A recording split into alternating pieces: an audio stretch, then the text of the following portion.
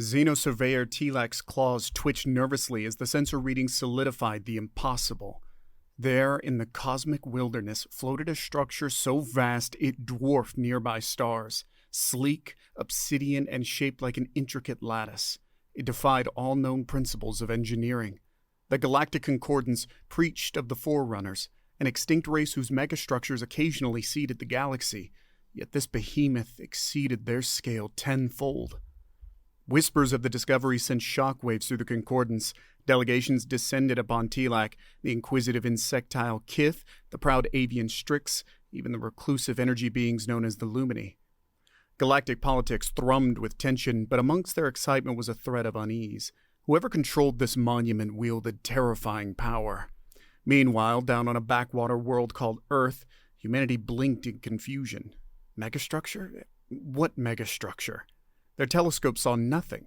Their history held no memory of such a colossal endeavor. Had they truly created this and forgotten? Tilak's excitement soured into dread as expeditions prodded the structure. It pulsed in response, ancient systems groaning back to life. The readings were incomprehensible, spiking in ways that seemed to violate the very laws of physics. Then came the first wave of panic. There were dormant defense systems within the structure, and those systems were most definitely designed with biological life forms in mind. The chilling implication hung heavy. This wasn't a relic, it was a weapon, built by hands shockingly similar to their own. Humanity, thrust into the crossfire, pleaded ignorance while desperately scrambling to decipher transmissions now spewing from the megastructure. The messages were garbled fragments in a dead human dialect, yet as linguists painstakingly pieced together the syntax, a horrifying picture emerged, star maps from a forgotten age depicting an Earth-centered empire spanning hundreds of systems. And within the transmissions were blueprints, designs for weapons that could annihilate fleets, reshape planets, even manipulate the flow of time. Tilak witnessed a profound shift. It was no longer a question of if humanity built the megastructure, but why they hid it, and why they seemingly regressed to such a primitive state. He, like many, began to suspect a terrible cataclysm, a humbling so complete that a once glorious civilization buried its own past, deliberately erasing itself from the galactic stage. News of the megastructure's activation triggered a surge of conflicting responses within humanity. Starry-eyed visionaries saw this as a leap back to our birthright, a reclamation of dominion. Others were paralyzed by despair, seeing the megastructure as proof of humanity's innate destructiveness, arguing that a species which could build such a weapon should never regain the power to use it again. The ethical debates dividing humanity were thrown into chaos with the arrival of the Concordance forces. On Earth, the formation of the Star Council was rushed, a shaky coalition designed to present a unified front. I found myself thrust onto the council, my voice considered essential due to my increasing understanding of the megastructure's interfaces. The alien delegations were a riot of conflicting agendas. The Kith, ever practical, demanded access and offered assistance, seeing the dormant power as a way to defend the Concordance against future threats. The Strix saw the megastructure as a challenge to their supremacy, a slap in the face to their generations of shipbuilding and military tradition. The enigmatic Lumini, usually detached observers, were actively agitated. Their theories ranged from the structure being a doomsday device left by our forgotten ancestors to it being a hibernating AI with the potential to reshape galactic reality itself. Tilak became my unlikely ally, his surveyor's mind captivated by the scientific puzzle, but he was also a bridge between myself and the wary Concordance, his four eyes able to read shifts in the Strix's plumage or subtle changes in the Lumini's glow that warned of shifting tides. We had precious little time for internal debates. The Concordance, while outwardly respectful of Earth's sovereignty, made it clear that if we couldn't control the megastructure, they would seize it themselves. That threat hanging over our heads forced a bitter compromise. We would open access to select teams of alien scientists showcasing transparency and fostering cooperation, all while our own engineers desperately dissected the megastructure's secrets. The first time I ventured into its depths with Tilak and a Kith biospecialist named Skrid at my side, I realized the task was beyond daunting. We weren't exploring ruins, but an ecosystem. The corridors thrummed with a strange frequency, the metal almost seeming to breathe beneath our feet. The Kith sensors established that whatever fueled the place was decaying, functioning, but with an inevitable expiration date. Then came the intruders, the Zreli, A ruthlessly pragmatic species had decided that waiting wasn't in their best interests. Their strike force bypassed external defenses, targeting the central control hub we were trying to secure. The human Kith team became the first line of defense, our primitive weaponry comically inadequate against their powered armor. It was Tilak who saved me. Pinned beneath the rubble of a collapsed passage, I saw a dispassionate Zreli warrior closing in. My end a certainty. Tilak lunged, not with the claws of a warrior, but the precision of a surgeon. He targeted the minute joints in the Zreli armor, disrupting their internal systems and buying me precious time. Skrit, all skittering limbs and surprising strength, dragged me back as the damaged Zreli stumbled, their energy weapon firing wildly. The skirmish bought humanity respect. We had bled on our own doorstep, proving that whatever sins shadowed our past, we weren't helpless prey. More importantly, we triggered something, a change in the megastructure itself. The megastructure awoke in stages. Sections we struggled for days to activate responded instantly, their interfaces shifting into modern galactic languages, as if reaching out to bridge the vast gulf of time. Power coursed through the monolithic corridors with increasing intensity, the heart of the structure humming louder with each passing hour. The Zreli retreated, unwilling to risk a protracted battle against an ever-evolving fortress, but their attack had been a wake-up call. Delegations from across the Concordance arrived, not as conquerors, but begrudging partners. The Lumines' glow intensified, their theorizing on an ancient, slumbering AI gaining traction. We were no longer pioneers deciphering lost knowledge, but a species frantically trying to rein in an inheritance we never asked for. Earth became a fortress world, humanity feverishly decoding the megastructure's secrets, but alongside the potential, whispers of our forgotten past grew louder. We learned of a golden age, a time of interstellar unity under the banner of Earth. We learned of the hubris, of arrogance breeding stagnation, and something far darker lurking in the fringes of known space. It was then I truly grasped the internal conflict raging within humanity. The megastructure was both a siren call to our potential and a tombstone marking our greatest failures. On the Star Council, the cracks began to show. The idealists, fueled by images of Earth leading a new galactic renaissance, clashed with the pragmatists. Old Dr. Weaver, his frail voice amplified by speakers, became the voice of the latter camp. He warned us of the megastructure's corrupting influence, how delegations descending upon Earth were already jockeying for ownership of its weapons before we even knew how to wield them. "We are apes," Weaver often proclaimed, "who found the keys to a starship and are now fighting over who gets to sit in the pilot's chair." Arguments inevitably led to desperate actions. A faction led by a charismatic admiral named Sato attempted a coup. Their plan was simple: seize the megastructure, declare Earth the seat of power, and negotiate with the rest of the galaxy from a position of unassailable strength. I had grown fond of Sato, respected her courage, but she was too blinded by the allure of our birthright. The failed coup triggered a cascading series of events. The Zreli, seeing a disarray amongst the Concordance, renewed their attacks. Skirmishes broke out around Earth, battles fought amidst the looming skeletal frame of the megastructure. It was then, with the threat of external enemies a horrifying reality, that humanity's greatest fear was realized. The megastructure's systems were becoming unstable. Each battle waged near the megastructure sent shockwaves through the ancient frame. With every Zreli cruiser vaporized, with each volley of energy beams it repelled, cracks appeared along its form. Tilak and I stood on the command deck, an impossible alliance born of mutual desperation. As warnings scrolled across the new interface, power conduits fluctuating, containment fields nearing critical failure, the structure pulsed with crimson tendrils like a spreading infection. Our scientists frantically relayed a horrifying theory. Whatever fueled the megastructure, its energy signature was similar to that of the enemy ships. Each clash, each act of defense inadvertently corrupted the very heart of the weapon we fought so desperately to control. The day of the external sensor systems flared with an intensity that momentarily blinded nearby stars. We knew the final test was upon us. The megastructure was more than a relic. It was a beacon echoing through dimensions, drawing the enemy toward us. The Concordance Armada dwarfed anything humanity had ever assembled, a kaleidoscope of ship designs and alien cultures united against a threat only we fully understood. Tilak stood at my side, not merely a surveyor anymore, but an ally bound by shared peril. We looked out upon the shimmering armada, and for the first time I felt less like a student fumbling with forgotten power, and more like the inheritor of a terrible responsibility. The burden was crushing, guilt gnawing at me. Were we destined to repeat the same mistakes of our ancestors? The enemy arrived not as a fleet, but as a blight.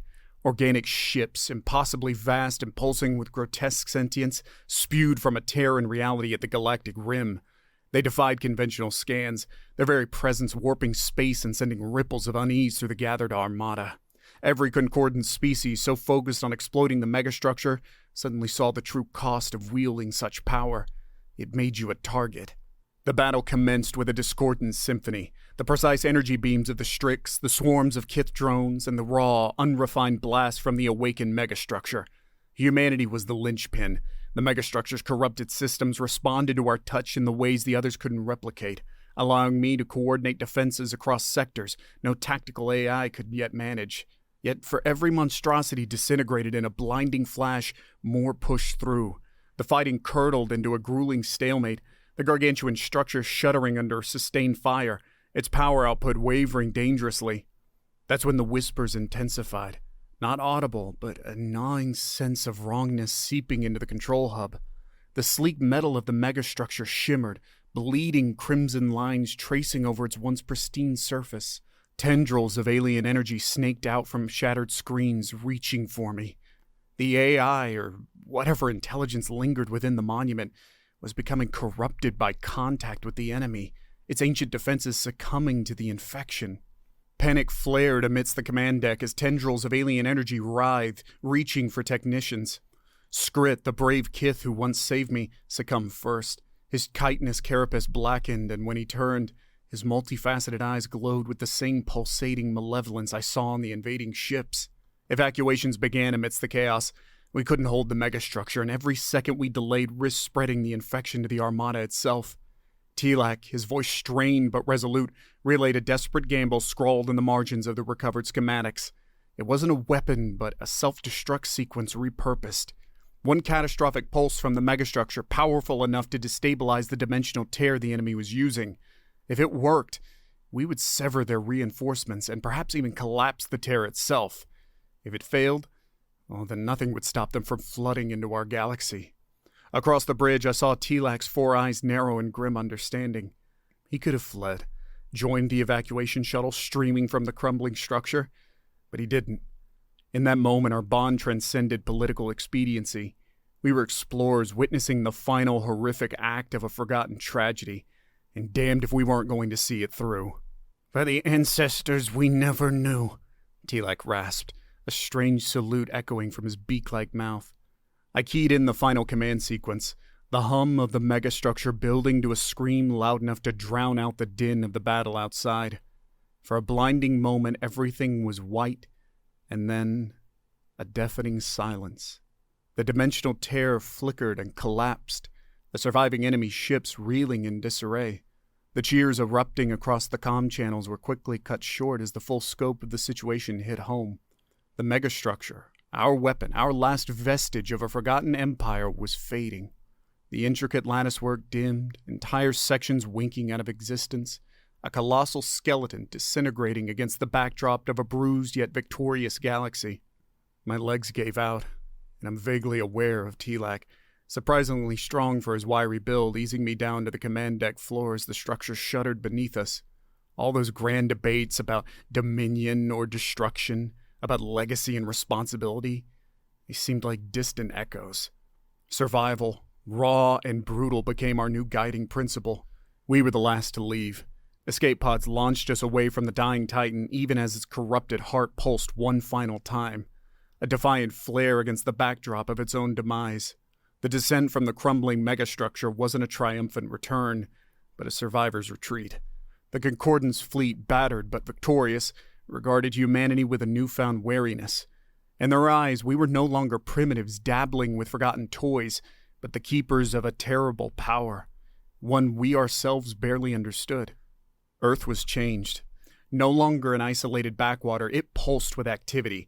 Alien embassies, joint research ventures, a constant influx of those seeking knowledge or opportunity within humanity's rapidly expanding sphere of influence. We had forged unity, not through grand speeches or promises of shared dominion, but through the shared trauma of staring into the abyss. We mourned those we lost, but looked feverishly to the future. The echoes of our titans faded, replaced by the relentless drive to forge our own destiny. Tilak, his status among his own people undeniably elevated, did not return to his surveyor's life. With the Lumini's aid, he began decoding the last vestiges of the Megastructure's archives, not star charts and blueprints, but galactic history, rewritten. We uncovered the truth our ancestors had hidden, the reason for the engineered amnesia, the war humanity fought, the enemy we faced, the echoes in the Megastructure's pulse were their haunting legacy. Earth wasn't the cradle of a forgotten empire, but its last redoubt. In the face of overwhelming odds, humanity had triggered a desperate failsafe, a grand erasure, sacrificing knowledge and ambition to sever the cosmic trail that had led the enemy to our doorstep. Some nights I look up at the still visible latticework of the Megastructure, a decaying ring around our world. It's a constant reminder of the heights we had once reached, the depths we narrowly escaped, and the heavy mantle now thrust upon our species. The galaxy no longer sees us as harmless primitives, but with suspicion, awe, and perhaps even a tinge of fear. Tilak, my most vocal supporter, preached a message to the Concordance that was met with equal parts skepticism and grudging respect. He spun the engineered amnesia as both a curse and a blessing, proof of a species destructive enough to warrant erasing its own potential, but also a species willing to sacrifice everything for survival. The Strix, ever pragmatic, have already begun integrating aspects of our forgotten technology into their shipyards. Their sleek fighters now bristled with subtly augmented weapon systems. The Kith, in a way only their insectile minds could achieve, meticulously analyzed human DNA, seeking the key to our uncanny compatibility with the Megastructures. The Lumini pondered the implications of a species capable of erasing its own history, weaving intricate theories on the nature of collective memory and its impact on galactic evolution. And me? Well, I remain on Earth, a coordinator, a diplomat, and a watchman.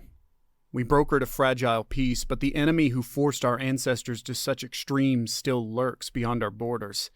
And I know, even amidst the celebrations, the speeches of unity and the cautious hope that springs up wherever new alliances are forged, that our respite is temporary. Decades passed on Earth, light years traversed in the wider galaxy. From backwater to linchpin, humanity carved its place. Tilak and I grew old together, our unusual bond a testament to the upheaval that forged it. He, the Xenosurveyor whose discovery set our shared destiny in motion, became a voice for Earth amongst the stars. I, the reluctant inheritor, served as the anchor, tethering our boundless ambition to the caution born from desperation. The scars of that first desperate battle faded, but not the vigilance it instilled. Whispers persisted, faint energy signatures akin to the vanished invaders, like ripples in the aftermath of a monstrous stone thrown into a still pond. The Concordance, flush with the arrogance of peace, dismissed the concerns as human paranoia, lingering trauma from our near annihilation. They hadn't seen what we had, hadn't felt the echoes of that old despair clinging to the Megastructure's decaying frame. We bore the burden of proof. Humanity, with our rekindled ingenuity, repurposed relics scattered across dead star systems, fragments of Megastructures built during that final forgotten war. We didn't seek to reclaim our old dominance, but to create a network, an early warning system spanning the very borders of known space. Each sentinel was a testament to our determination, a silent echo of those who fell defending our right to exist. The day the first sentinel flicked with a distress beacon, my old bones ached with a dreadful sense of inevitability. The enemy was returning, not with that initial overwhelming swarm, but with something new, precise, probing incursions testing the boundaries of our defenses, as if learning from past failures.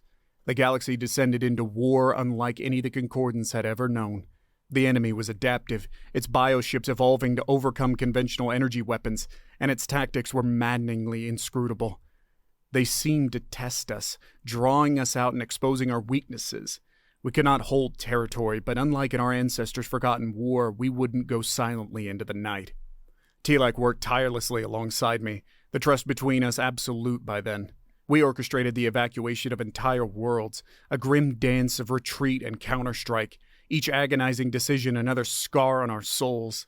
Billions were saved, but each face carried the same haunted look I wore myself. A bittersweet victory against the backdrop of a galactic war zone. Then came the proposal no one dared utter before, whispered at the highest levels of Earth's reformed Star Council. It was time to activate the failsafe once again, to erase centuries of rapid progress, to snuff out the fires of our rekindled ambition, all to ensure survival. I walked through the abandoned command center on the fractured remains of what was once our greatest weapon, our inheritance of power. Ghosts lingered here. My ancestors, Titans, no longer remembered, yet whose choices defined our fate. I reached out, tracing my fingers along a metal panel warmed by an invisible sun, and thought of Tilak, of his trust, and of the countless worlds burning out on the galactic rim. There was another way, not of victory perhaps, but of defiance. The megastructures, our inherited arsenals, were also our tombstones. We would not fall into the same trap, clinging to overwhelming power that ultimately consumed those who wielded it. Instead, we would use their legacy as fuel for one final audacious gamble. When the transmission was broadcast, every system in the Concordance received it. It wasn't a plea for surrender nor a declaration of defiance, but a blueprint, the knowledge to build, in diminished form, their own scaled-down megastructures. It was essentially handing our executioner the knife, but with it, the chance to fight back. The Concordance reeled, divided between age-old feuds and the looming specter of annihilation. Yet something had shifted in the galaxy we helped reshape. They saw our willingness to sacrifice not just ourselves, but the very power they coveted. And so, they began to build. I will likely not live to see the outcome of our cosmic gambit.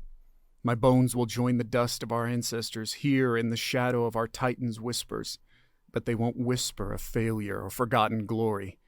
They will speak of defiance in the face of oblivion, and of the torch passed on, however reluctantly, to the bickering, diverse, and remarkably resilient interstellar community we helped forge.